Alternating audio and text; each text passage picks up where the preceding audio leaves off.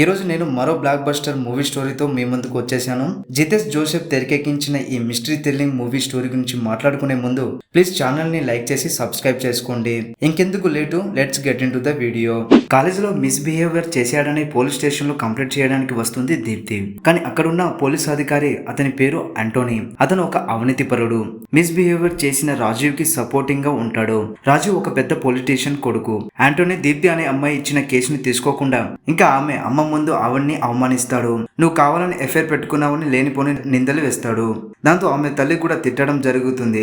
ఆమె ఎటువంటి తప్పు చేయలేదని అన్నా కూడా ఎవరు పట్టించుకోరు. బాధపడుతూ బయటకు వస్తుంది. ఆటోలో ఎక్కిన దీప్తి చావాలని నిర్ణయించుకుంటుంది. సడన్ గా ఆటో నుంచి బయటకు దూకేసరికి వెనక నుంచి లారీ గుద్దేస్తుంది. దీంతో అక్కడే చనిపోతుంది. ఇదంతా తన ఫ్రెండ్ కళ్ళ ముందే జరుగుతూ ఉండటంతో ఆంటోనీ మీద ఫుల్ కోపంగా ఉంటుంది. తర్వాత ఆంటోనీ ఒక కాఫీ షాప్ లో ఉంటాడు. అక్కడ కోపంతో గొడవ పెట్టుకున్న ఆరని ఆయన తిట్టేసి అక్కడి నుంచి వెళ్ళిపోతుంది. ఇదంతా పక్కన ఆంటోనీ కొడుకు కూడా చూస్తూ ఉంటాడు. ఒక విధంగా చెప్పాలంటే సినిమా ఇక్కడ నుండి చాలా టైట్ గా మారుతూ ఉంటుంది. ఒక అమ్మాయి చావుకి కారణమైన ఆంటోనీకి ప్రశాంతత అనేది ఉండదు. ఇరానీ మాత్రం తన పేరెంట్స్ ని కలవడానికి సొంత ఊరికి వెళ్తుంది. అక్కడ కొన్ని రోజులు ఉన్న తర్వాత పేరెంట్స్ తో స్పెండ్ చేసి అర్జెంట్ కేసు వల్ల మళ్ళీ సిటీకి రావాల్సి వస్తుంది. రాత్రి ఇంటి నుంచి బయలుదేరుతుంది. మరుసటి రోజు ఇరానీ తండ్రి తన ఫోన్ కి ఎంత ట్రై చేసినా ఫోన్ కలవదు. దీంతో భయపడి ఇరానీ ఫ్రెండ్ ని కాల్ చేస్తాడు. ఇరానీ ఫ్రెండ్ ఇరానీ ఉండే ఫ్లాట్ కి వెళ్తుంది. కానీ అక్కడ ఇరానీ కూడా ఉండదు. దీంతో చేసేది ఏం లేక శామ్యూల్ జోసెఫ్ సిటీకి వస్తాడు. ఇరానీ ఉండే ఫ్లాట్ దగ్గర సరౌండింగ్ లో పోలీస్ స్టేషన్ కి వెళ్లి కంప్లైంట్ చేస్తాడు. అక్కడ పోలీస్ అధికారిగా ఉన్నది ఆంటోనీ మాత్రమే. ఆంటోనీకి ఏం తెలియనట్టుగా బిహేవ్ చేస్తాడు. అక్కడ నుంచి శామ్యూల్ జోసెఫ్ దేవ అనే ఎస్ఐని కలవడానికి వెళ్తాడు. అక్కడ అసలైన నిజం తెలుస్తుంది. ఆంటోనీతో ఇరానీ పాత గొడవలు ఉన్నాయని తెలుస్తుంది. రాజీవ్ వల్ల చనిపోయిన దీప్తి కేసుని కోర్టులో పోరాటం చేస్తుంది ఇరానీనే. సో అప్పటి నుంచి టార్గెట్ గా పెట్టుకుంటారు ఇరానీని. శామ్యూల్ జోసెఫ్ కూడా ఫ్లాట్ కి వెళ్ళినప్పుడు ఆంటోనీ ఫోటో ఉంటుంది. అక్కడే ఆంటోనీ ఇరాన్ శత్రువు అని అర్థమవుతుంది. ఇరానీ మిస్ అయ్యి 2 రోజులు అవడంతో పోలీస్ ఇన్వెస్ట్ చేయడం ప్రారంభిస్తారు. ఆమె తన ఫ్లాట్ కి వచ్చే రూట్ మొత్తం చెక్ చేస్తారు. ఇందులో ఒక దారి నుండి వెళ్లే రూటు సంబంధించిన సీసీటీవీ విజువల్స్ ని ఆంటోనీ చెక్ చేస్తాడు. ఆ సీసీటీవీ విజువల్స్ లో ఇరానీ రోడ్ సైడ్ కి కార్ ఆపి తన నాన్నతో మాట్లాడుతూ ఉంటుంది. ట్విస్ట్ ఏంటంటే ఆ సీసీటీవీలో ఇరానీతో పాటు ఉన్నది ఆంటోనీనే. అవును, ఫుల్ గా తాగేసి ఉంటాడు ఆంటోనీ. అక్కడ ఇరానీతో మాట్లాడడానికి ట్రై చేస్తాడు.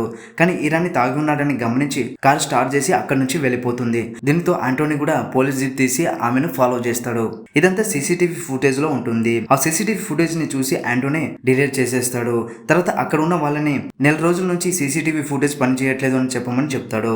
మరుసటి రోజు ఆశ్రమం పక్కన అడవిలో ఇరానీ మృతదేహం దొరుకుతుంది. అక్కడ పోలీస్ తో పాటు తన తండ్రి శామ్యూల్ జోసెఫ్, ఇరానీ అమ్మ చేరుకుంటారు. బాడీ మాత్రం గుర్తుపట్టని స్థితిలో ఉంటుంది. అసలు ఎందుకు చంపేశారు, చంపాల్సిన అవసరం ఎందుకు వచ్చింది, చంపింది పోలీస్ అధికారి ఆంటోనీనా లేదా రాజీవ్నా అనేది అర్థం అవ్వదు.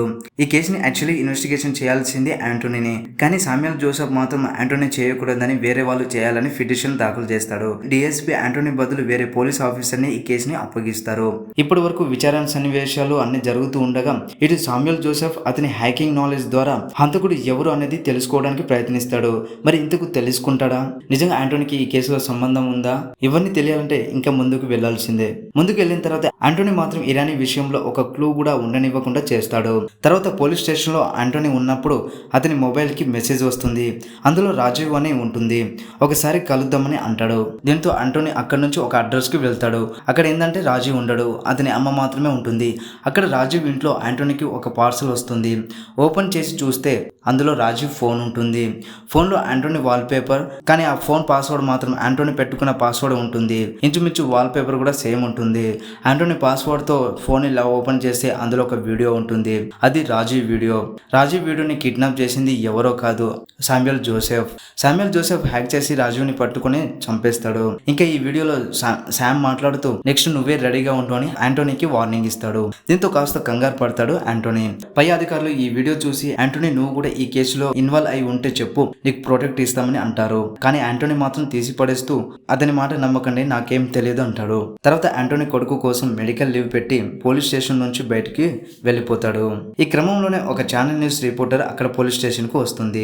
వచ్చిన తర్వాత హంతకుడు నాకు ఫోన్ చేశాడు, అది కూడా ఇరాన్ కేసులకు సంబంధించిన హంతకుడు పోలీస్ స్టేషన్ ముందుకు వస్తారని చెప్పారని చెప్తుంది. విన్న ఆంటోనీ ఇది ప్రాంక్ కాల్ అనుకుని తీసి పడేస్తారు. అసలు మీడియా వాళ్ళకు కాల్ చేసిన వ్యక్తి ఎవరు, హంతకుడు పోలీస్ స్టేషన్ కి వచ్చి సరెండర్ అవుతానని చెప్పిన మాటల ప్రకారంగా చూసినట్లయితే అక్కడ నిజంగా వెళ్తాడేమో అని మనకు అనిపిస్తుంది. కథ ముందుకు వెళ్ళిన తర్వాత కాసేపైన తర్వాత పోలీస్ స్టేషన్ కి ఒక కారు వస్తుంది. ఆ కారులో హంతకుడు ఉన్నాడు అనుకుంటాం, కానీ ఆ కారులో ఉన్నది శామ్యూల్ జోసెఫ్. మీడియా ముందే అతన్ని లోపలికి తీసుకెళ్తారు. లోపల ఆంటోనీ ఉంటాడు. ఆంటోనీ మరియు శామ్యూల్ కూర్చొని మాట్లాడతారు. ఆంటోనీ కోపంతో శామ్యూల్ ని కొడతాడు. కింద పడ్డ శామ్యూల్ లేచి వెంటనే మీడియాని పిలిచి వాళ్ళ ముందు నువ్వు స్టేట్మెంట్ ఇవ్వాలని అంటాడు. ఆంటోనీ అది ఏంటని అడుగుతారు. ఏమి ఇవ్వాలని అంటాడు. అదేంటంటే ఇరాన్ కేసులో నేను కూడా నిందితుడినే అని అంటాడు. శామ్యూల్ చెప్పమని ఆంటోనీకి చెప్పిన ఆంటోనీ మాత్రం నిరాకరిస్తాడు. తర్వాత ఆంటోనీ ఫోన్ నుంచి శామ్యూల్ ఒక కాల్ చేస్తానని అంటాడు. ఫోన్ తీసుకుని కాల్ చేస్తాడు. అవతల ఉన్నది ఎవరో కాదు, ఆంటోనీ కొడుకు ఫిలిప్స్.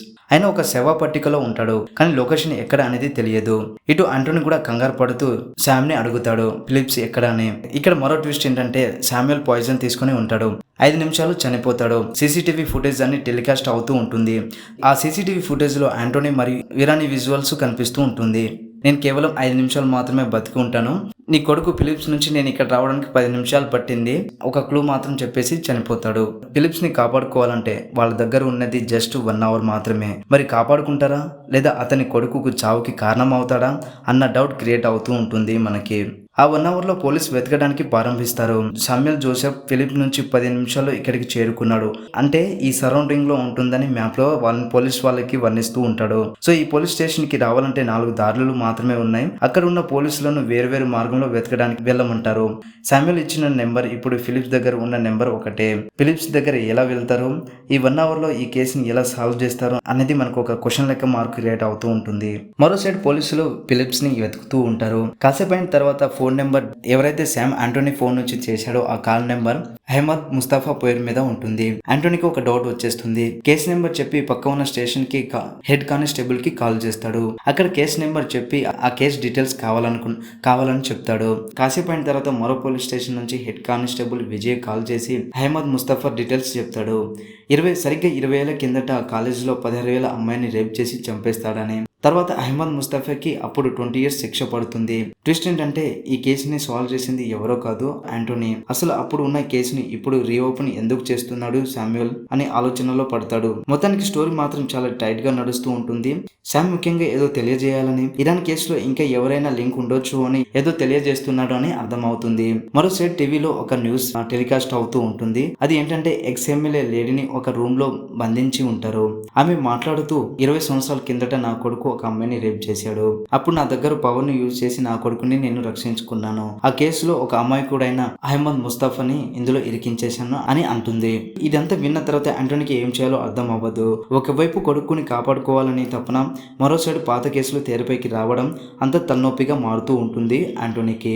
ఫైనల్లీ తను కాపాడుకుంటాడా లేదా అనేది ముందుకు ఇంకా చూడాల్సిందే. కట్ చేసి అతని కొడుకు గురించి విచిత్రమైన సంఘటనలు వస్తుంది. 403 సంబంధించి ఒక హోటల్లో అటు తెరిసా మాట్లాడుతూ ఉంటుంది. వెంటనే భయపడుతూ ఆంటోనీ తెరిసా ఎక్కడున్నావో చెప్పు, ఫిలిప్ ఎక్కడ ఉన్నాడని చెప్పమని అంటాడు. తెరిసా ఎవరో కాదు, సామ్ భార్య. ఆంటోనీ కొడుకు గురించి ఊహించని సంఘటన చెప్తుంది. అసలు ఫిలిప్స్ బిహేవియర్ చాలా వింతగా ఉంటుంది. అది ఏంటంటే చిన్నప్పటి నుంచి తన బిహేవియర్ లో చేంజ్ రావడం వల్ల స్కూల్లో చాలా ఇబ్బంది పడుతూ ఉంటాడు. ఒకరోజు అయితే ఒక అమ్మాయిని మిస్బిహేవియర్ చేయడంతో అతని నాన్న ఆంటోనీ స్కూల్లో చాలా డిఫికల్ట్ పనిష్మెంట్ ఇస్తాడు. అతన్ని చూసి అందరు నవ్వడంతో ఒక రకమైన ట్రామాకి గురవుతాడు ఫిలిప్స్ ఒకరోజు తన ఫ్రెండ్ తో గంజాయి కొడుతూ ఉంటాడు. తర్వాత అక్కడ అతని తండ్రి ఆంటోనీ రావడంతో తప్పించుకొని బయటకు వచ్చి కార్ ఎక్కి పారిపోవడానికి ట్రై చేస్తాడు. కానీ అక్కడే ఇరానీ ఉంటుంది. వీళ్ళిద్దరిని వెనుక నుంచి ఫాలో చేస్తాడు అతని కొడుకు ఫిలిప్స్. ఎలానో అలా ఆంటోనీ నుంచి తప్పించుకున్న ఇరానీ ఫిలిప్స్ కి దొరికిపోతుంది. ఫిలిప్స్ అడ్డు రావడంతో మాట పెరిగి గొడవ పెంచుకుంటారు. అక్కడ ఫిలిప్స్ మత్తులో ఉండడం వల్ల పక్కన ఉన్న రాయి తీసుకుని ఇరానీ తల పగలగొట్టేస్తాడు. ఇరానీ అక్కడే చనిపోతుంది. ఇదంతా ఆంటోనీకి తెలియదు. ఫిలిప్స్ కూడా ఏం తెలియనట్టే మరుసటి రోజు ఆంటోనీతో కామ్ గా ఉంటాడు. ఇదంతా తెరెసా ఆంటోనీకి జరిగింది మొత్తం చెప్తుంది. తెరిసా ఇచ్చిన ఈ ఫైనల్ లాస్ట్ క్లూ వచ్చేసి ఒక బిగ్గెస్ట్ సస్పెన్స్ గా మారుతుంది. అది ఏంటంటే ఆ క్లూ వచ్చేసి ఆంటోనీ నెంబర్దే. అక్కడ ఉన్న లేడీ పోలీస్ థింక్ చేసి మీ ఇంటి దగ్గర ఏమైనా క్లూ దొరకచ్చు అని చెప్తుంది. సో అందరూ అక్కడ నుంచి ఆంటోనీ ఇంటికి బయలుదేరుతారు. అక్కడ వెళ్ళిన తర్వాత నిజంగా ఒక 6 అడుగుల గోయి ఉంటుంది. మట్టి తీసి చూస్తే అందులో ఉన్నది రాజీవ్. అవును, రాజు మాత్రమే అందులో ఉంటాడు. అతనికి ఆక్సిజన్ కూడా ఉంటుంది. సో అతను బతికే ఉంటాడు. అతని వెంటనే పోలీస్ స్టేషన్ కి పంపిస్తారు. తర్వాత ఆంటోనీకి ఒక కన్ఫ్యూజ్ స్టార్ట్ అవుతుంది. మొత్తం 5 క్లూస్ ఏవేవి అని థింక్ చేస్తాడు. అందులో ఫస్ట్ క్లూ వచ్చేసి ఫిలిప్స్ నెంబర్, సెకండ్ క్లూ వచ్చేసి ఇందిరా వీడియో, థర్డ్ క్లూ వచ్చేసి ఎమాన్యుయల్ నెంబర్, ఫోర్త్ క్లూ వచ్చేసి తెరసా నెంబర్, ఫిఫ్త్ క్లూ వచ్చేసి ఆంటోనీ నెంబర్. పీట్ అంటే జీసస్ కి సంబంధించింది. జీసస్ సంబంధించి సమాధి ఉంటుంది. అక్కడ పరిగెత్తుకుంటూ వెళ్తాడు. అక్కడ వెళ్ళిన తర్వాత తన కొడుకు బాడీని చూస్తాడు.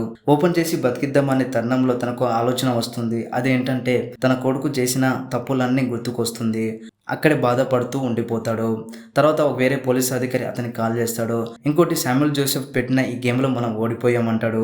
తర్వాత మరుసటి రోజు డిఎస్పీ దగ్గర వెళ్ళి ముగ్గురి చావుకి కారణం నేనే అంటూ ఒప్పుకొని సరెండర్ అయిపోతాడు. సో ఇక్కడతో సినిమా అయిపోతుంది. శామ్యూల్ జోసెఫ్ తన కూతురికి జరిగిన అన్యాయంలో సృష్టించిన ఈ మైండ్ గేమ్లో ఆంటోనీ కనిపెట్టిన క్లూస్ నిజంగా సినిమాకి ఒక రేంజ్లో నిలబెట్టింది. ఫైనలీ ఈ మూవీ మీకు ఎలా అనిపించిందో కింద కామెంట్ రూపంలో తెలియజేయండి.